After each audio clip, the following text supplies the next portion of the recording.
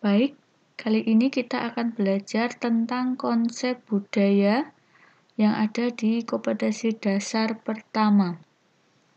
Kita akan bahas tentang pengertian kebudayaan berdasarkan para ahli, kemudian unsur-unsur yang ada di dalamnya, karakteristik budaya nasional maupun budaya daerah. Kita awali dengan pengertian kebudayaan berdasarkan para ahli, baik dari dalam negeri maupun luar negeri. Yang pertama yaitu dari Profesor Dr. Kunchoro-Ningrat. Bisa kalian lihat fotonya Dr. Kunchoro-Ningrat itu yang ini. Kebudayaan adalah keseluruhan sistem gagasan, tindakan, dan hasil karya manusia dalam rangka kehidupan masyarakat yang dijadikan milik dari manusia dengan belajar. Di sini intinya bahwa kebudayaan itu adalah hasil dari proses belajar pada manusia. Di sini kebudayaan di sini merupakan sistem gagasan atau tindakan. Di sini dalam bentuk ini bisa kita bahas dalam bentuk wujud kebudayaan itu berupa apa saja. Di sini Kunchoro-Ningrat berupa gagasan atau ide, berarti tidak berupa benda. Contohnya misalkan gagasan untuk bersikap gotong royong. Gotong royong ini hanya ada di Indonesia. Ini suatu gagasan untuk saling membantu di antara masyarakat, khususnya di Indonesia. Di luar negeri nggak ada tuh gotong royong. Kemudian menurut arkeolog R. Sukmono, ini ya gambarnya, kebudayaan adalah keseluruhan hasil usaha manusia, baik berupa benda ataupun hanya berbuah pikiran dan dalam penghidupan. Di sini wujudnya berupa benda. Ini benda itu misalkan sebuah guci, ya. Guci di Indonesia atau di Cina bentuknya kan berbeda-beda. Nah, ini contoh hasil karya berupa benda. Atau rumah adat. Rumah adat di Indonesia itu berbeda-beda. Kemudian bisa dalam bentuk buah pikiran dalam penghidupan. Misalkan tolong-menolong, ya. Kemudian misalkan kita harus menghormati orang yang lebih tua. Nah, ini berupa pikiran. Berikutnya tokoh Parsudisuparian. Kebudayaan adalah keseluruhan pengetahuan manusia sebagai makhluk sosial yang digunakan untuk memahami dan menginterpretasikan lingkungan dan pengalamannya serta menjadi landasan bagi tingkah lakunya. Di sini hasil dari manusia sebagai makhluk sosial. Kita semua tahu ya kalau kita tidak bisa hidup sendirian, harus saling tolong-menolong antara sesama. Kemudian juga kebudayaan bisa jadi landasan bagi tingkah lakunya. Contohnya kita di sini yaitu adalah sebagian besar orang Jawa. Orang Jawa itu berarti bagaimana? Misalkan jadi landasannya ini contohnya tingkah laku orang Jawa itu biasanya bagaimana? Lemah lembut, kalem, sopan. Kalau ngomong itu tidak terlalu keras ya, lebih ke cenderung pelan. Nah, ini sebagai landasan tingkah lakunya. Beda dengan misalkan orang Batak. Orang Batak sudah beda lagi, ngomongnya keras, yaitu memang logatnya yang keras, bukan orangnya yang keras ya, logatnya saja. Kemudian cepat tanggap misalkan. Kalau tadi kan orang Jawa lemah lembut, nah ini langsung lantang. Nah, seperti itu contohnya, menjadi landasan tingkah lakunya. Berikutnya, berdasarkan tokoh Mangunsarkoro, kebudayaan adalah segala yang merupakan hasil kerja jiwa manusia dalam arti yang seluas-luasnya. Ya, tidak cuma hanya ide atau benda, dan menurut keseluruhan dari segi aspek kehidupan manusia. Berikutnya, kalau ini dari luar negeri ya, dari Dr. K. Cooper, kebudayaan adalah sistem gagasan yang menjadi pedoman dan pengarah bagi manusia dalam bersikap dan perilaku, baik secara individu maupun kelompok. Ini hampir sama dengan tokoh yang di Indonesia tadi, yang kebudayaan yang bisa dijadikan landasan tingkah laku manusia tadi. Misalkan kalau orang Jawa itu tingkah lakunya bagaimana, orang Papua tingkah lakunya bagaimana, orang Jakarta ya. Seperti itu, orangnya kan berbeda-beda menurut suku dan kebudayaannya masing-masing.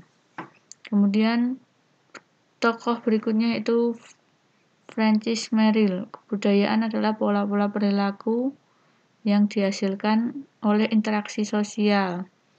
Semua perilaku dan semua produk yang dihasilkan oleh seseorang sebagai anggota suatu masyarakat yang ditemukan melalui interaksi simbolis. Jadi contohnya interaksi sosial, misalkan kalau sekarang ini karena kecanggihan teknologi sehingga menjadikan interaksi sosial yang berbeda dengan orang-orang zaman dulu dan orang zaman sekarang itu interaksi sosialnya berbeda. Zaman dulu mungkin orang-orang zaman dulu tuh lebih sopan dengan orang tua, tapi karena pengaruh zaman ya, sekarang interaksi sosialnya agak berkurang dengan orang tua. Misalkan kalau jalan di depan orang tua itu langsung jalan saja tanpa permisi ya. Kalau zaman dulu itu beda, mereka harus permisi dulu ya. Kalau zaman sekarang hampir mungkin masih ada yang langsung jalan begitu saja tanpa permisi. Itu contoh interaksi sosial. Ada contoh-contoh lainnya juga. Mungkin bisa dijadikan tugas, contoh-contoh perilaku. Kemudian menurut Bounded et al., tidak ada fotonya ya, kebudayaan adalah sesuatu yang terbentuk oleh pengembang dan transmisi dari kepercayaan manusia melalui simbol-simbol tertentu. Misalkan dalam simbol bahasa, kita tahu bahasa yang ada di Indonesia itu ada macam-macam. Nanti saya akan putarkan contoh-contoh logat dan bahasa yang ada di Indonesia maupun di luar negeri yang berbeda-beda, itu merupakan hasil dari kebudayaan masing-masing. Kemudian sebagai rangkaian simbol yang digunakan untuk mengalihkan keyakinan budaya di antara para anggota suatu masyarakat. Ini juga berupa keyakinan masyarakat yang ada di sekitarnya. Itu ya, contohnya orang Jawa itu yakin kalau maghrib itu harus pulang di rumah, tidak boleh main ya, yang ada di luar harus segera masuk rumah. Ini contoh keyakinan dari budaya yang ada di Jawa. Contohnya itu tadi ya. Berikutnya, pengertian kebudayaan nasional. Kebudayaan nasional adalah suatu kebudayaan yang dianggap dapat mewakili serta memberikan suatu ciri khas bagi suatu bangsa. Ciri khasnya Indonesia contohnya. Kalau orang luar negeri ditanya, what do you think about Indonesia? Atau what do you think about the people of Indonesia? Mereka pasti menjawab, orang Indonesia itu ramah-ramah. Ya, kalau bertemu pasti menyapa. Nah, itu merupakan ciri khas kebudayaan Indonesia atau khas orang-orang Indonesia. Itu menjadi ciri khas bangsa. Dan yang kedua, kebudayaan nasional Indonesia adalah segala kebudayaan yang ada di Indonesia, baik itu kebudayaan lokal maupun kebudayaan asing yang telah mengakar di Indonesia sejak sebelum kemerdekaan Indonesia pada tahun 1945.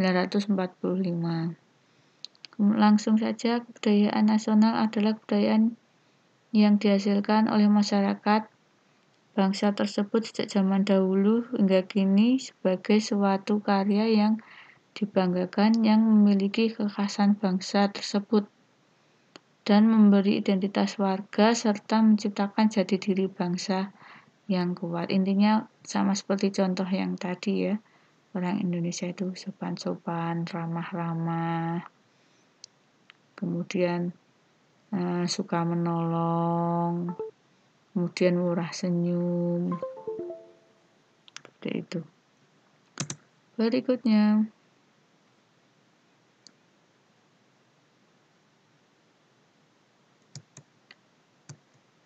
langsung ke unsur-unsur kebudayaan saja ya. Unsur-unsur kebudayaan di Indonesia.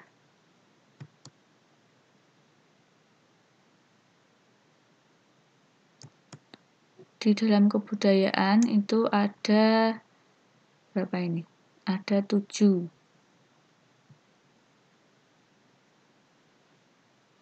Yaitu yang pertama,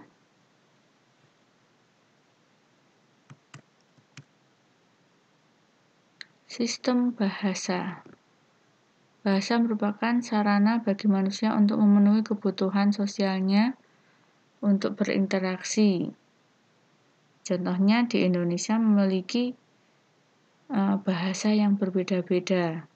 Ada bahasa Jawa, ada bahasa Bali, ada bahasa Sunda, ada bahasa Papua, dan sebagainya. Nanti akan saya contohkan lewat video ya. Kemudian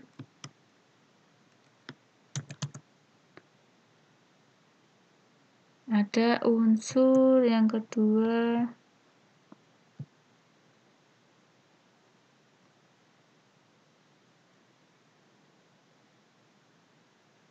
tadi sudah ya.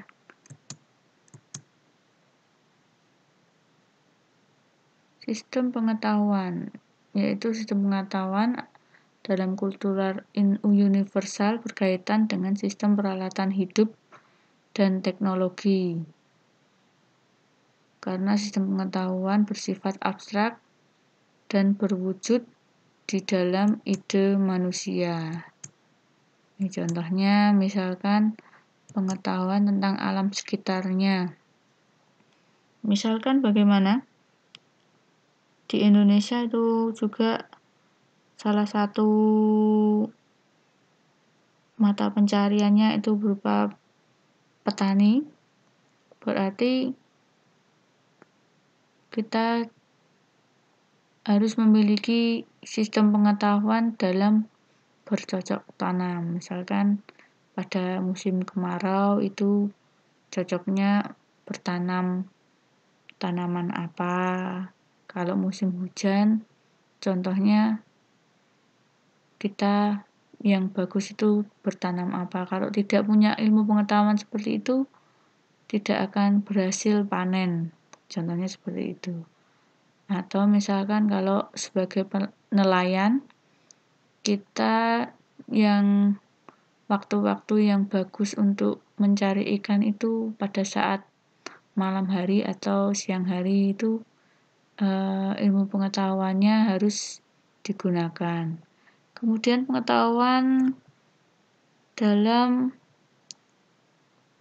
tumbuh-tumbuhan, mengenal tumbuh-tumbuhan yang ada di sekitar. Misalkan tumbuhan ini bisa dimanfaatkan sebagai apa, bisa dimasak atau digunakan sebagai obat, yang tumbuhan ini berbahaya atau tidak untuk dikonsumsi, seperti itu. Kemudian berikutnya ada binatang yang hidup di daerah tempat tinggal kita. Contohnya pengetahuan binatang-binatang apa saja yang bisa diternak atau yang berbahaya, binatang apa yang mungkin berbisa yang harus dihindari, seperti itu. Itu juga harus ada ilmu pengetahuannya biar tidak salah. Kemudian ilmu pengetahuan tentang zat-zat bahan mentah atau benda-benda yang dalam lingkungannya, zat-zat mentah yang bisa layak untuk dikonsumsi apa saja, yang tidak apa saja. Kalau kita asal makan tidak ada ilmu pengetahuannya, nanti bisa-bisa kita keracunan. Kalau tidak mengetahui tentang zat-zat apa saja yang ada di dalam kandungan makanan tersebut. Kemudian ilmu pengetahuan tentang tubuh manusia. Misalkan kita tak harus mengetahui nama-nama bagian tubuh manusia itu, kemudian fungsi organ-organ itu juga harus diketahui. Berikutnya sifat-sifat dan tingkah laku manusia. Sifat-sifat dasar manusia berdasarkan sukunya itu bagaimana, dan kita harus bisa menyesuaikan supaya tidak menjadi bentrokan.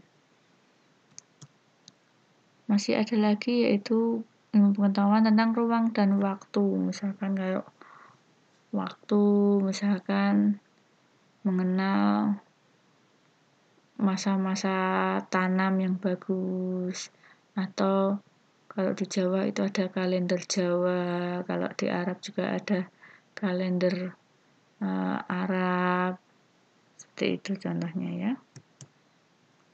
Berikutnya sistem kekerabatan dan organisasi sosial, yaitu tentang sistem kemasyarakatan yang ada di Indonesia maupun di luar negeri. Kita pastinya punya kelompok-kelompok tertentu yang ada di lingkungan masyarakat.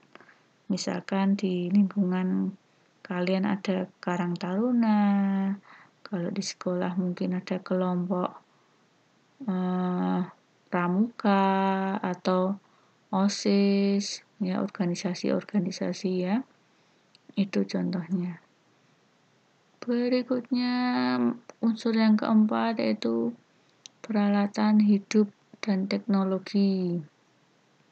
Manusia selalu berusaha untuk mempertahankan hidupnya sehingga mereka akan selalu membuat peralatan atau benda-benda. Jadi di dasar manusia itu bisa menciptakan peralatan hidup yang kita gunakan dari awal ya, dari zaman purba. Misalkan kita butuh peralatan untuk berburu, mereka menciptakan peralatan untuk berburu. Kalau sekarang ini kita menciptakan teknologi ya, semakin lama peralatan kita semakin canggih, dari suatu alat bisa dipakai untuk macam-macam fungsi. Contohnya zaman dulu tidak ada handphone, sekarang ada handphone sekarang semakin canggih, bisa untuk foto, bisa untuk video, bisa untuk mendengarkan musik, bisa ada kalendernya, macam-macam fungsinya. Nah, itu juga bisa merubah kebudayaan juga.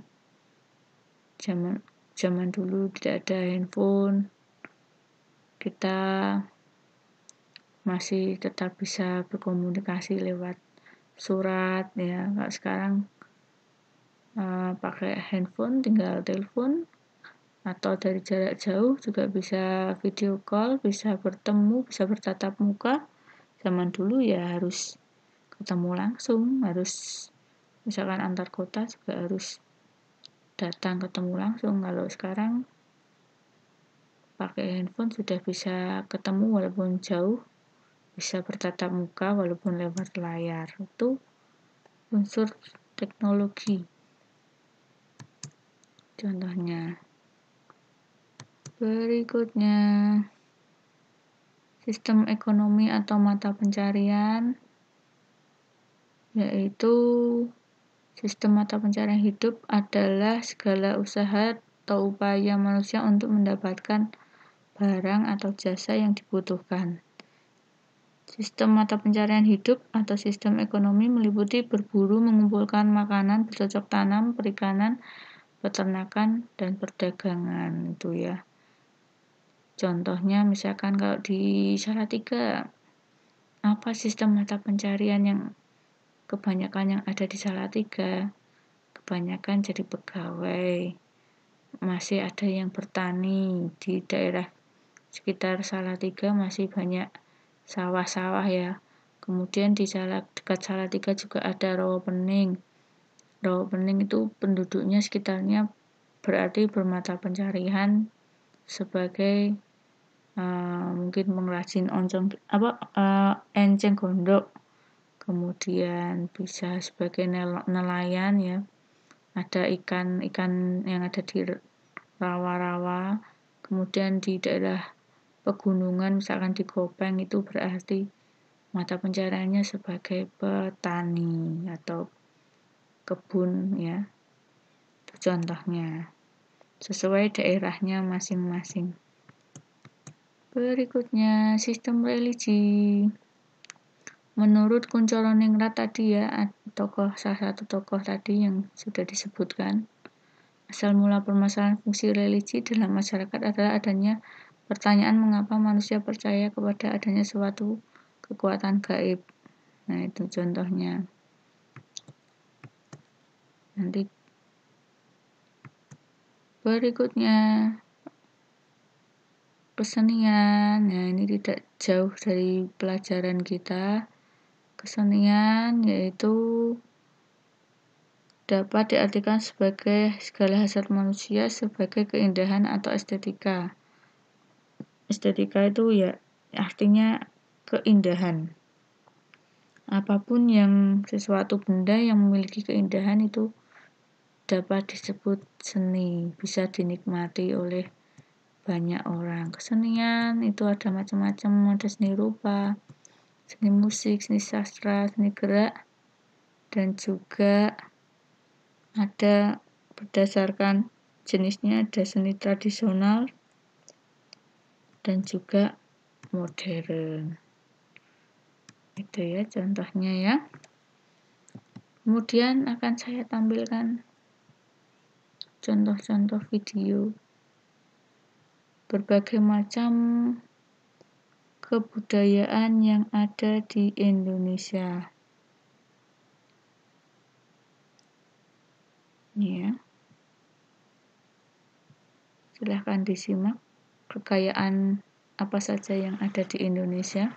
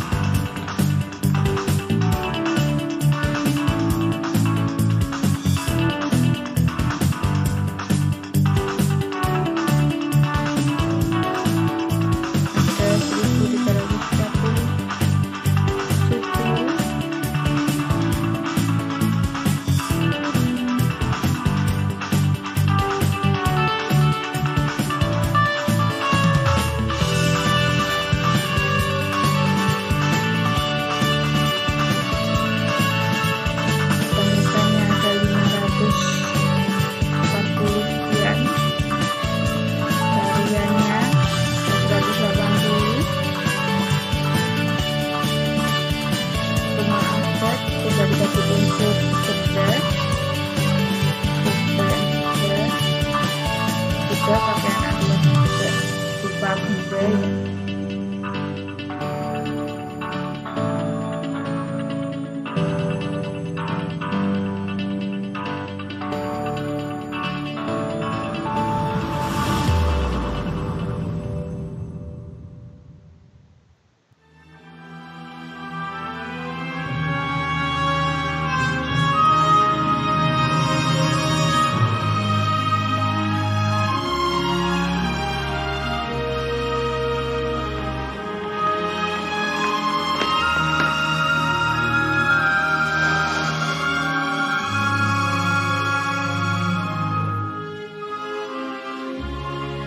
Contoh gagasan saling tolong menolong, kerja keras,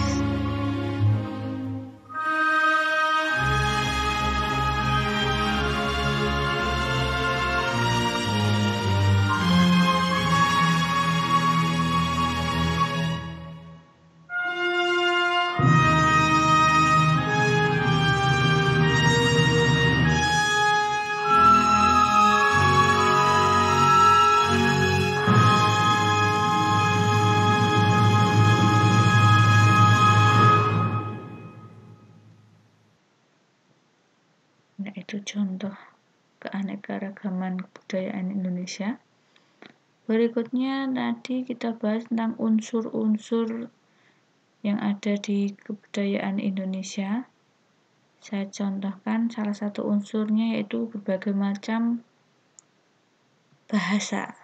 Kita simak. Cekap semanten hatur kula mbok pilih wonten pengalapatenipun kula hatur pangapunten selawasing jagat. Piye iki? Aku wis ganti klambi barang kok malah ra sido iki. Arek kon tak kandhani yo, arek iku gak nyanceni jualan. Wis jan, piye sih? Bocah lanang karo wadon nang ngene dolan kok ya jan. Roto wayah. Aduh biung, bapake ora maneh. Nyengki mriki. Malah ora diamenak madangan kok. Bapake nyular madang ke wis kecut. Atau pandhaku bilangin. Kumaha damang? Meneh teh mau ka mana? Sampurasun, kumaha damang? Maneh gelis pisan atuh. Halo mah, cak mana kabarnya? Lu kan di sini mah, baik-baik. Ma, kayak mana nih ma? Aku butuh duit ma. Kesel lah, pegal-pegal nih badanku. Hei, tanah ini milik beta. Sepunya hutan, sepunya sawah, sepunya hewan, sepunya uang kan? Hei kau punya nama, kutandai kau. Kutandai, ingat kau kutandai kau. Makcik, mintalah aku duit. Sikit sajalah, sikit. Sawadika, aloy. Sawadika, kap. Annyeonghaseyo, channel Lundarimida. Sarangeyo, kamsahamnida. Ya Pak Abo ya, kamu jangan juga.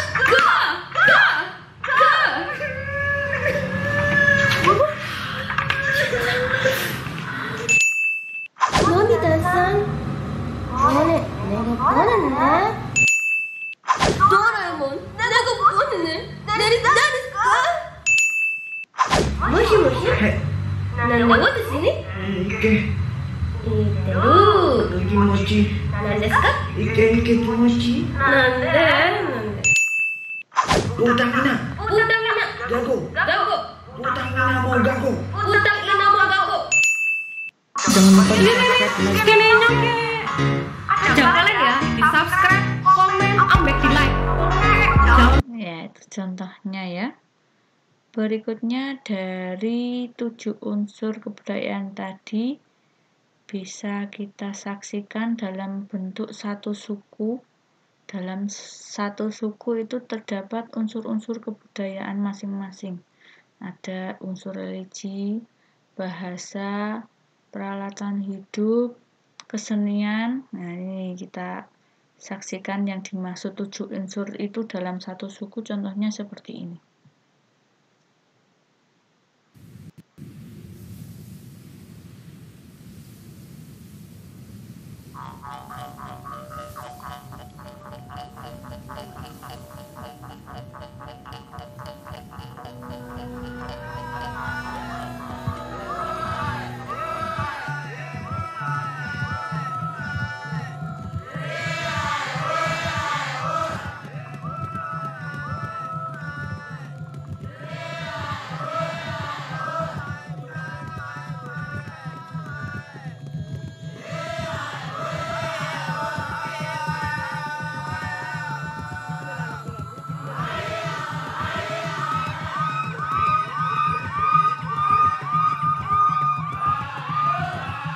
percaya di suku Dani. Kepercayaan suku Dani itu kan dia percaya dengan adanya Tuhan, dia percaya dengan apa yang ada di sekitar dia percaya. Tapi memang pada dasarnya dia percaya dengan adanya Tuhan. Jadi Tuhan dengan adat yang ada dalam situ itu sejalannya sejalan.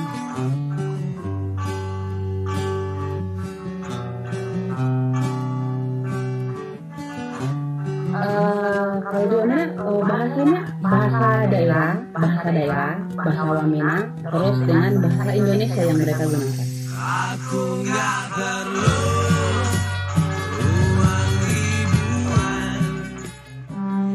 Keseniannya mereka tari-tarian, ada tari-tarian. Jadi di Papua itu bermacam-macam tari-tarian. Jadi kalau suku Dani itu bagian pegunungan. Jadi suku pantai itu berarti bagian pesisir pinggiran pantai. Tariannya namanya Etai. Etai itu semacam dia cuma pakai ukulele tahu. Iya kayak gitu. Sistem pencarian mereka sehari-hari, mereka berkebun dengan mereka cari ikan ya, mencari ikan di sungai.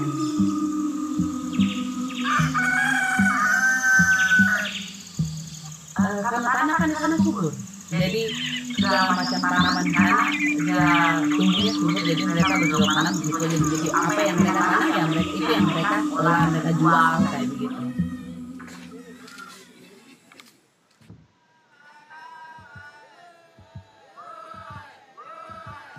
peraturan dan peralatan hidupnya senjata atau alat tradisionalnya. Tombak, anak panah, sege itu semacam kalau di sini suka golok itu yang tadi bilang tombak.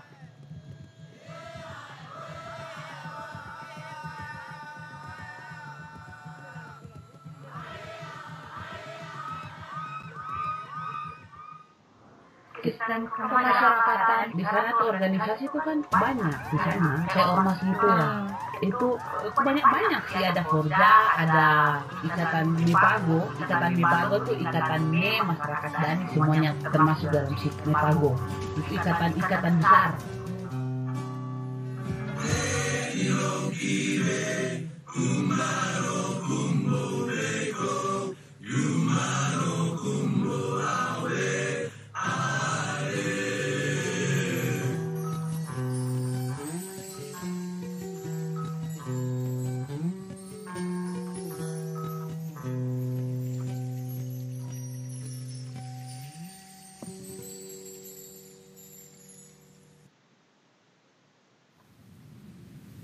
Ya, itu tadi dari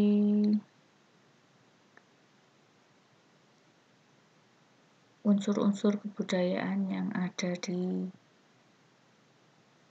Indonesia, khususnya di suku Dani. Itu ada 7 unsurnya, sudah disebutkan semuanya. Nah, itu tadi anak-anakku materi kita kali ini tentang kebudayaan dan unsur-unsurnya terutama ya. Nah, kalau ada pertanyaan silahkan bisa hubungi saya. Kemudian soal-soalnya nanti atau tugasnya silahkan dicermati dari video yang saya terangkan itu tadi, bisa membantu menjawab tugas-tugas berikutnya. Baik, terima kasih. Tetap semangat belajar ya. Assalamualaikum warahmatullahi wabarakatuh.